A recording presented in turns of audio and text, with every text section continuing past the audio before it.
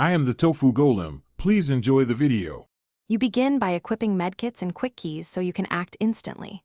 Load 1 medkit per teammate, then place extras in slot 2 for rapid access. This prevents downtime.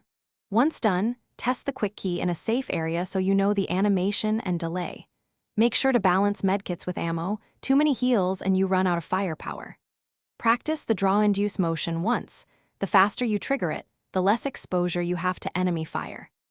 Once in combat, deploy medkits from cover and call out status to teammates.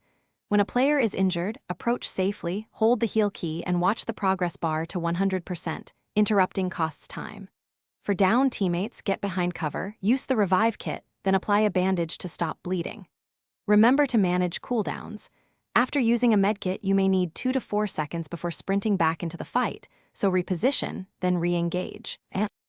Finally, once the engagement ends, resupply immediately at the nearest crate or HQ. Swap excess bandages for medkits if the system allows it. Check your post-action stats to see wasted or successful heals, then adjust who carries medkits for the next sortie.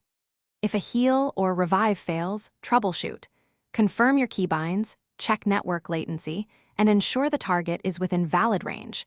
Most failures are range or latency related. Rehearse the sequence until it becomes automatic. Thanks for watching. Consider subscribing if we helped you today.